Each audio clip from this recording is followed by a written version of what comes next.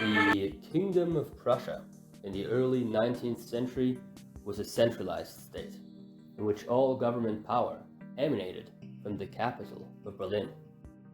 You might think that since government power was in Berlin, there would also be some sort of assembly in Berlin.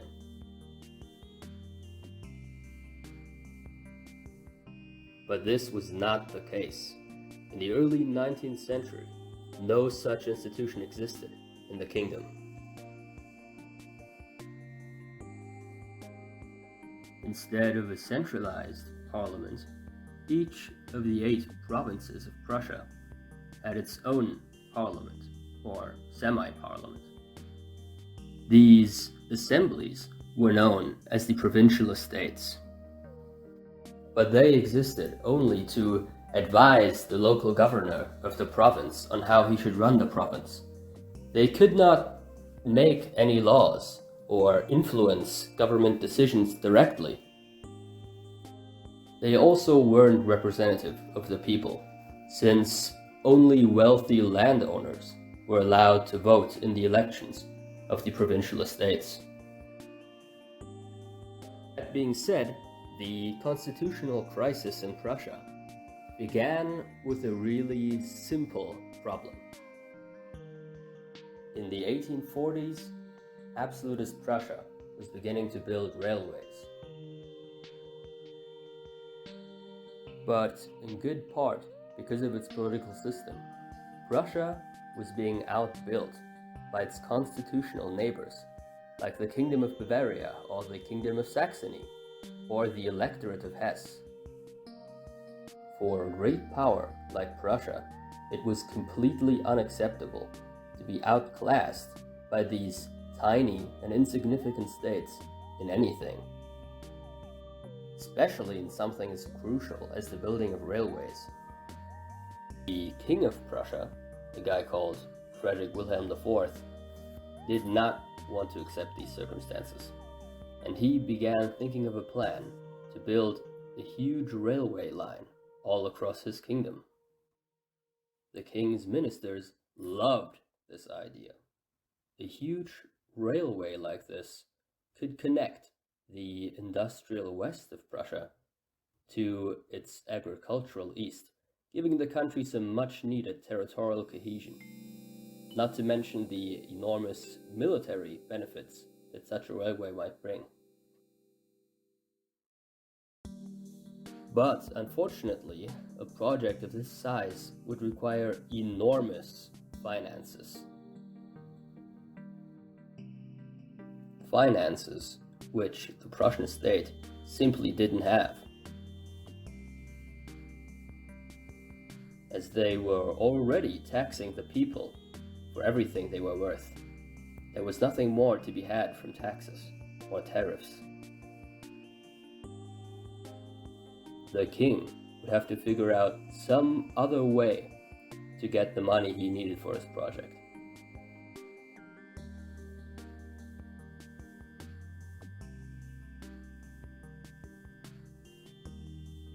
The king finally came up with a pretty simple solution.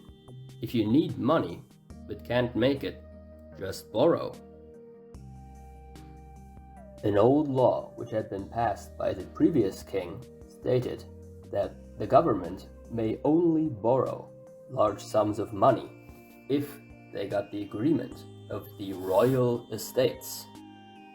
Nobody knew exactly what royal estates was supposed to mean, but most people assumed that it meant a parliament. The king did not want to share his power with a parliament, and so instead, his plan was to call all of the provincial estates to Berlin and turn them into what he called the United Estates, so that they could together agree to his plans for financing the railways.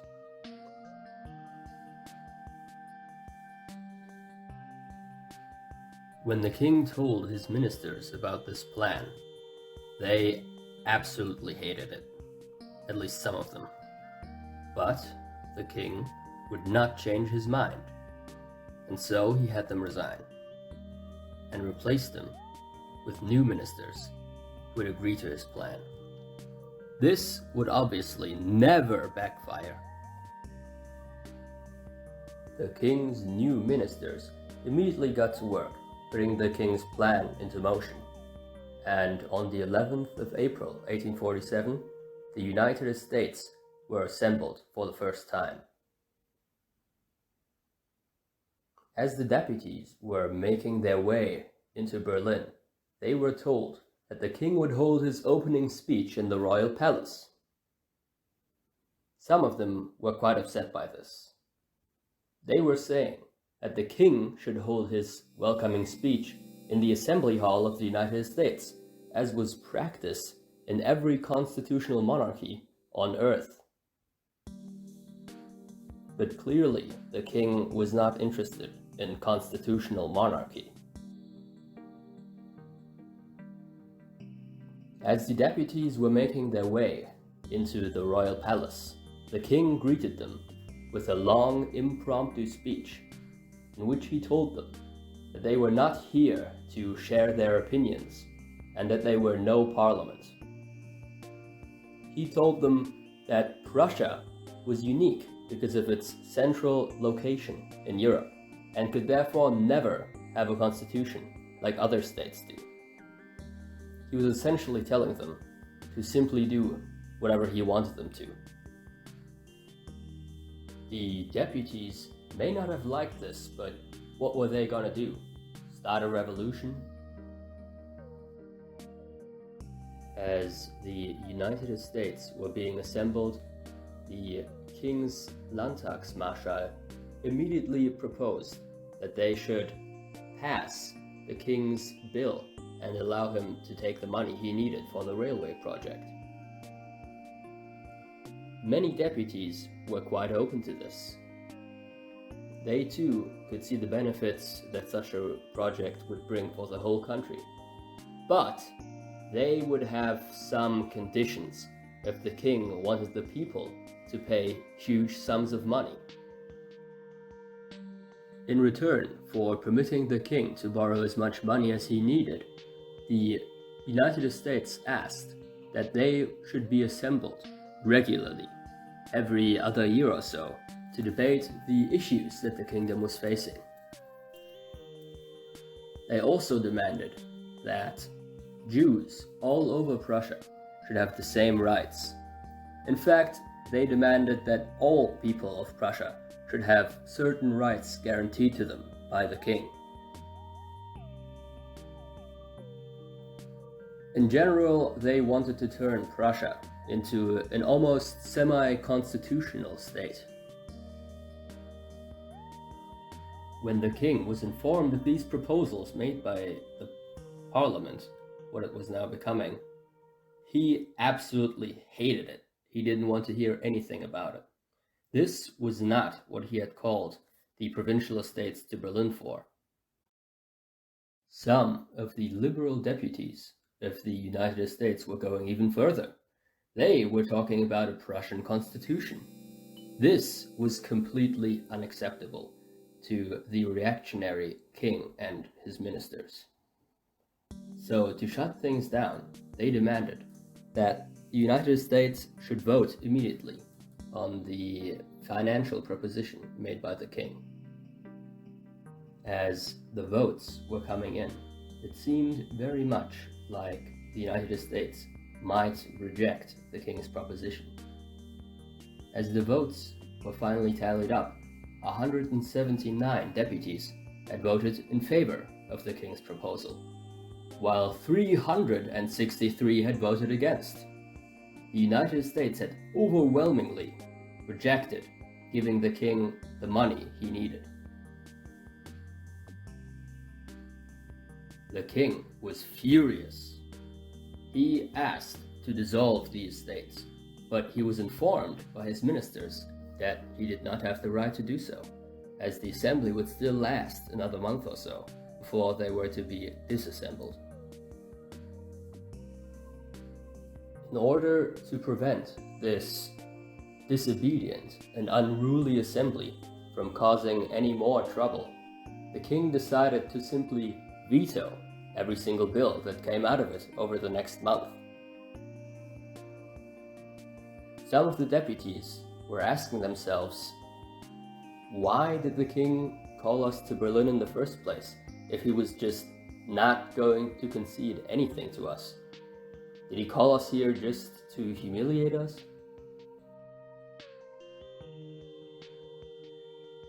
Finally, the 26th of June arrived, and the deputies went home after many fruitless discussions.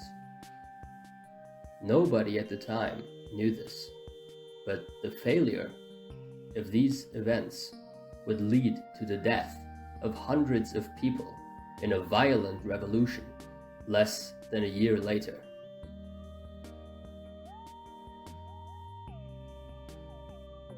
Because of the king's refusal to concede anything, he had ultimately achieved nothing.